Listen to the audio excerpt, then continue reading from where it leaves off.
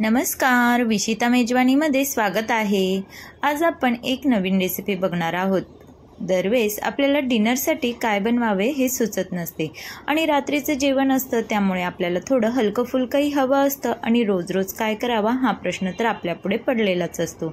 तर अशा वेळेस तुम्ही अगदी हलकं फुलकं आणि पटकन होणारं जेवण बनवू शकता। या भाजीसाठी आपल्याला जास्त टाईमही लागत नाही आणि अगदी पोटभरीचं जेवणही होतं आणि अगदी चमचमीत असं आणि घरातही सर्वांनाच आवडेल असं हे जेवण आहे।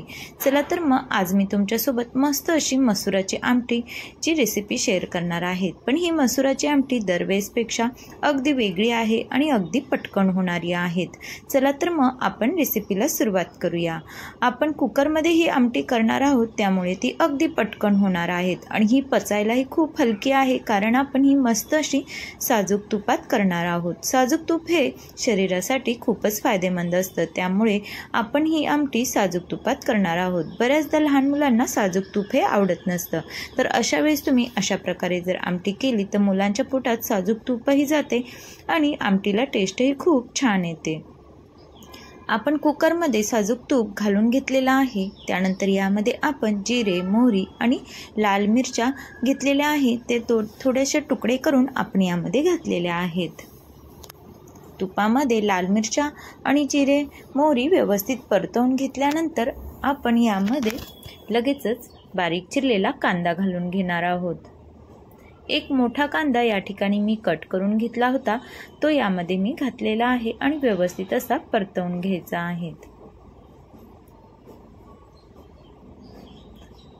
आपण यामध्ये अख्ख्या लाल मिरच्या घातलेल्या असल्याने आपल्या आमटीला चव ही खूपच छान येणार असते, त्यामुळे आपण ह्या मिरच्या स्किप करायच्या नाहीये, आवर्जून आपण ह्या मिरच्या घालणार आहोत। एक मोठा टोमॅटो मी मोठ्या आकारातच कट करून घेतलेला आहे आणि तो यामध्ये घालून घेतलेला आहे। टोमॅटो हे आपल्याला व्यवस्थित असा परतवून घ्यायचा आहे।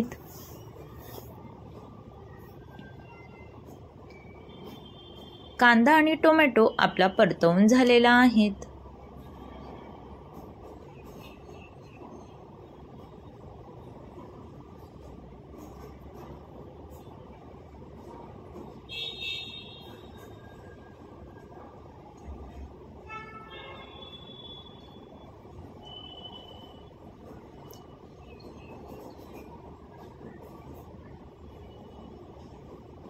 आता आपण यामध्ये आलं लसूण ठेचून घालणार आहोत। लक्षात ठेवा, आपण यामध्ये बारीक आलं लसूण हे पेस्ट घालत नाहीये। आपण खलबत्त्यामध्ये आलं आणि लसूण ठेचून घेतलं होतं आणि त्यामध्ये आपण हे घालून घेतलेलं आहे। असं घातल्याने भाजीमध्ये चव ही खूप छान उतरते। त्यानंतर आपण या ठिकाणी अर्धा चमचा गरम मसाला घालत आहोत। त्यानंतर आपण या ठिकाणी 1 चमचा काश्मीरी लाल तिखट हे तुम्ही आवडीनुसार कमी जास्त करू शकता। पाव चमचा हळद घातलेली आहे आणि 1 चमचा धनाजिरा पावडर। असे बेसिक मसाले वापरून आपण ही आमटी बनवत आहोत, त्यामुळे आपल्या ही आमटी बनवायला जास्त वेळही आपल्याला लागणार नाहीत। अगदी पटकन अशी आमटी आपली तयार होणार आहे। बऱ्याचदा रात्रीच्या जेवणाला आपल्याला हलकं फुलकं जेवण हे हवं असतं, तर अशा वेळेस रोज रोज काय करावे हा प्रश्न आपल्यापुढे पडत असतो। तर तुम्ही ही आमटी नक्कीच करून बघा, तुम्हालाही सर्वांना घरामध्ये खूपच आवडेल आणि तुम्ही ही परत परत करून खाल ही माझी खात्री आहे। यामध्ये आपण अगदी थोडंसं पाणी घालून हा मसाला व्यवस्थित असा परतवून घेतलेला आहे। त्यानंतर आपण यामध्ये एक मोठा बटाटा कट करून घातलेला आहे। बटाटाचे आकारही मी मोठेच ठेवलेले आहेत, जास्त बारीक केलेला नाही। अशाच आकारात आपल्याला बटाटा कट करून यामध्ये घालून घ्यायचा आहे। त्यानंतर या ठिकाणी मी 1 वाटी मसूर घेतले होते, ते स्वच्छ धुवून घेतले आणि यामध्ये घालून घेत आहेत। यामध्ये तुम्ही मसुराऐवजी मसूर डाळ वापरली तरीही चालेल, तरीही आमटी खायला नंबर 1 होते। व्यवस्थित परतवून घ्यायचे आहेत। चवीनुसार आपण यामध्ये मीठ घालून घेणार आहोत आणि परत एकदा आपण मसूर हे व्यवस्थित तेलामध्ये परतवून घेणार आहोत।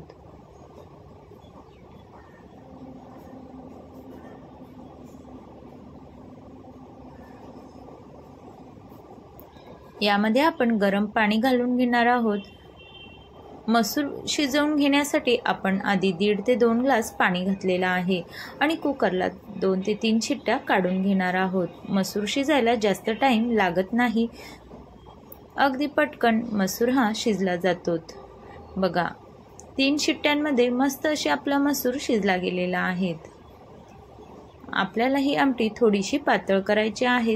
तुम्ही अशी ही आमटी करून खाल्ली तरीही काही हरकत नाही, पण या ठिकाणी मी भातावर खाण्यासाठी करत आहे, त्यामुळे अगदी थोडंसं यामध्ये मी गरम पाणी ॲड करणार आहे। एका पातेल्यात मी ही आमटी काढून घेतलेली आहे आणि आता यामध्ये मी थोडंसं गरम पाणी ॲड करणार आहे।